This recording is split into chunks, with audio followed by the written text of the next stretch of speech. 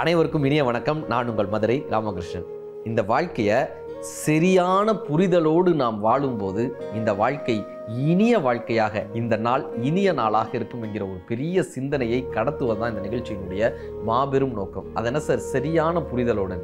நமக்கு சரியான புரிதல் இல்லைனாலும் பரவாயில்லைங்க, தப்பான புரிதல் நிறைய இருக்கு. மகாராஜான்னு ஒரு படம், விஜய் சேதுபதி அண்ணனுடைய படம். அந்த படத்தினுடைய முழு கான்செப்ட் என்னன்னா, இந்த தவறான புரிதல் தான். அவர் சலூன் கடையில் முடி வெட்டுறவர். அவர் கடைக்கு வரக்கூடிய ஒரு நண்பர் என்ன பண்ணுவார், தங்கச்சங்கிலியை அங்கே வச்சுட்டு போயிடுவார். இந்த தங்கச்சங்கிலியை எடுத்து கொடுக்கறதுக்காக விஜய் சேதுபதி அவங்க வீட்டை தேடி கண்டுபிடிச்சு அவர்கிட்ட கொடுக்கறதுக்காக வருவாங்க. இவன் சம்பாதிச்சது எல்லாமே இல்லீகல் பிஸ்னஸாக இருக்கும். அந்த தங்கச்சங்கிலியை வச்சுட்டு போனாங்கல்ல, அவன் சம்பாதிச்சதெல்லாம் இல்லீகல் பிஸ்னஸாக இருக்கும். அதை போலீஸ் கண்டுபிடிச்சி உண்மையிலேயே அவங்க வீட்டுக்கு வருவாங்க. இவன் என்ன நினச்சிருவான், விஜய் சேதுபதி அவர் தான் போலீஸை கூட்டிகிட்டு வந்துட்டாருன்னு நினச்சி கடைசியாக இவரை பழி வாங்கிறதுக்காக அத்தனை வேலைகள் பண்ணுவான் சார், அத்தனை வேலைகள். ஆனால் அவனுடைய பெண்ணையே இவர் தான் கடைசி வரை வச்சு காப்பாற்றினாருன்றது அவனுக்கு தெரியவே தெரியாது. அந்த பொண்ணை சிதைப்பாங்க, விஜய் சேதுபதியோட பொண்ணுன்னு நினச்சி அந்த பொண்ணை சிதைப்பாங்க. ஆனால் இது தன்னுடைய பொண்ணுன்னு தெரியும் போது அவன் உயிரே ஓட்டுருவான்னு அந்த கதை வரும்.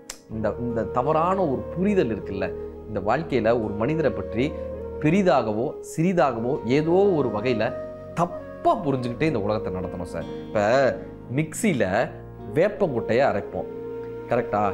மிக்சியில் சந்தனத்தை அரைப்போம், மிக்சியில் காரப்பொடியை அரைக்கிறோம். இப்போ இந்த காரப்பொடி மிளகாயை போட்டு அரைக்கும் போது ஒரு காரம் கிடைக்குதுல்ல, அது மிக்சினாலேயா சார் வருது? வேப்பங்குட்டை அரைக்கும் போது ஒரு கசப்பு வருதில்ல, அது மிக்சியாலே சார் வருது? சந்தனம் அரைக்கும் போது ஒரு நல்ல வாசம் வருதில்ல, இது மிக்சினாலேயா சார் வருது? இல்லை, அதற்குள்ளே என்ன போடுறோமோ அதை பொறுத்து தானே வருது.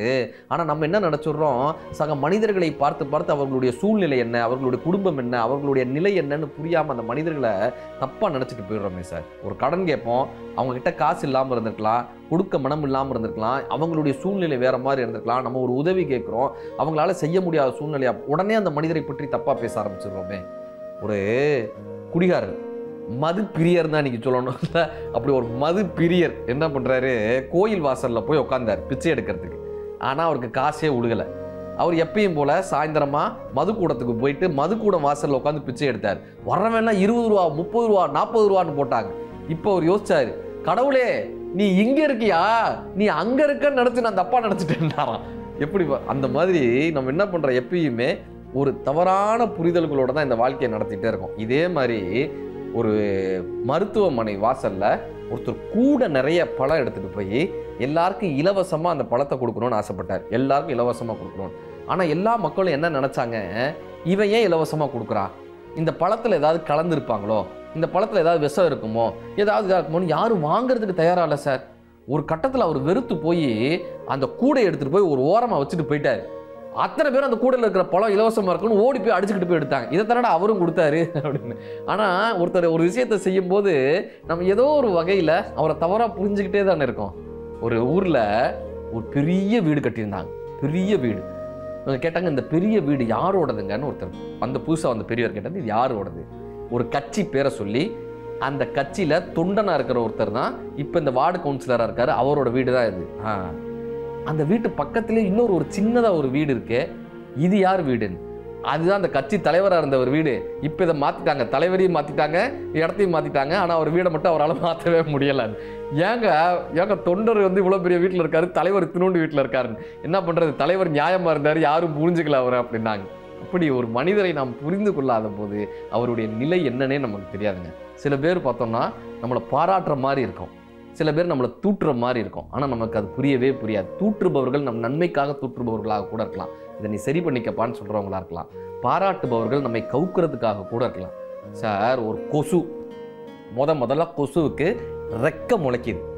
உடனே அப்பா கிட்ட கேட்குது, அப்பா நான் அப்படியே இந்த பறந்து போயிட்டு வரட்டுமாப்பா, இந்த அப்படியே பறந்து இந்த உலகத்தை பார்த்துட்டு வந்துட்டுமாப்பா.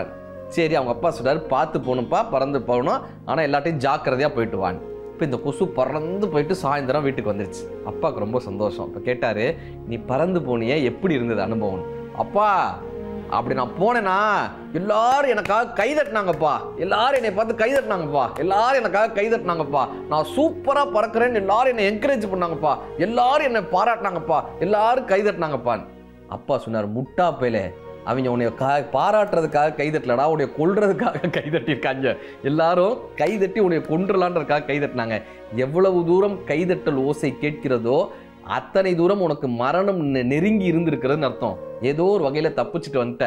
உன்னை கைதட்டுபவர்கள் எல்லாம் உன்னை பாராட்டுவதற்காக அல்ல, ஏதோ ஒரு வகையில் உன்னை அழிக்க முடியுமான்னு நினைப்பவர்கள் தான் உனக்காக கைதட்டிருக்காங்கன்னா, இது அந்த கொசுக்கு மட்டும் இல்லை, நமக்குமே பொருந்தும். சில நேரம் நம்மளை பாராட்டுற மாதிரி ரொம்ப ஒருத்தன் பாராட்டினான்னா அவன் நம்ம வளர்றதுக்காக பாராட்டலை, நம்மை அழிப்பதற்காக பாராட்டுறாங்கன்னு அர்த்தம். சில நேரங்களில் சார் பாராட்டுக்களை யாரால் ஒதுக்கி தள்ள முடிகிறதோ அவங்க ஜெயிச்சிருவாங்க. மகாத்மா காந்தி அவர்கள் ஆச்சாரியா வினோபாவை பற்றி ஒரு சம்பவம் சொல்றார். இவர் காந்தியடிகள் ஆச்சாரியா வினோபாவுக்கு ஒரு லெட்டர் எழுதியிருக்கார். வினோபாவை அதை என்ன பண்றாரு, படிச்ச உடனே கிழிச்சு போட்டாராம். ஏன்னு அங்க இருக்கிறவங்க எல்லாம் கேட்டிருக்காங்க. அப்ப சொன்னாராம், காந்தியடிகள் என்ன ரொம்ப பாராட்டி எழுதியிருக்காங்க. எப்பொழுதுமே ஒரு பாராட்டுதல் நம்ம மனதுக்குள்ள வந்துருச்சுன்னா நம்ம பெரிய ஆளுன்ற ஒரு நினைப்பு வந்துடும். அது வரவே கூடாது. எப்பொழுதுமே பாபுஜி தான் வழி நடத்தணும், நான் அவருக்கு பின்னால் தான் வழி செல்லணும்னு சொல்லி அந்த லெட்டரை கிழிச்சு போட்டாராங்க.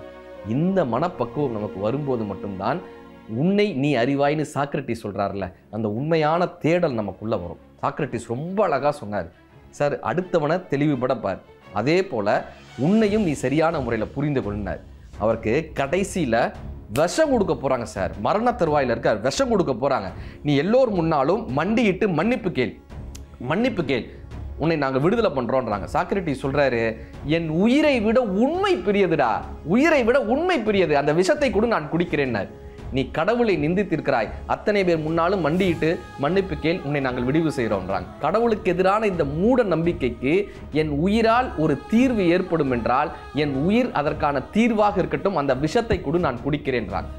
உங்க சொன்னா உன்னை நாங்கள் என்ன செஞ்சிருவோம் தெரியுமா, உன்னை என்னால் என்ன செய்ய முடியும் தெரியுமான்னு அத்தனை பேரும் சொல்றாங்க. இவர் சிரிக்கிறாரு, இறந்ததுக்கு பின்பு என்னை உன்னால் எதுவுமே செய்ய முடியாதரா, அந்த விஷத்தை கூட நான் குடிக்கிறேன், இப்பொழுதே நீ சாக வேண்டும் என்கிற அவசியம் இல்லைன்றாங்க. இவர் சொல்றாரு, நான் சாவதற்கு காலதாமதமானால் நீங்கள் வீடு திரும்புவதற்கு காலதாமதமாகும், அந்த விஷத்தை கொடுங்கள், நான் குடிக்கிறேன். எவ்வளவு பக்குவ நிலை சார். நீங்கள் எல்லாம் வீடு திரும்புங்கள், நான் இங்கிருந்து விடைபெறுகிறேன் என்று சொல்லி அந்த விஷத்தை கடைசி சொட்டு வரை சாக்ரட்டிஸ் குடித்தார்ன்றது வரலாறு. நம்மை நாம் அறியும் போது நமக்கான உண்மை புலப்படுகிறது. அதே போல் பிறரையும் அறிய முயற்சி செய்யும் போது, சரியான புரிதல்களோடு நாம் அவர்களை புரிந்து கொள்ளும் போது இந்த வாழ்க்கை இனிதான ஒரு வாழ்க்கையாக இந்த உலகத்தினுடைய அறிவு கதவுகள் நமக்காக திறக்கிறது. நன்றி.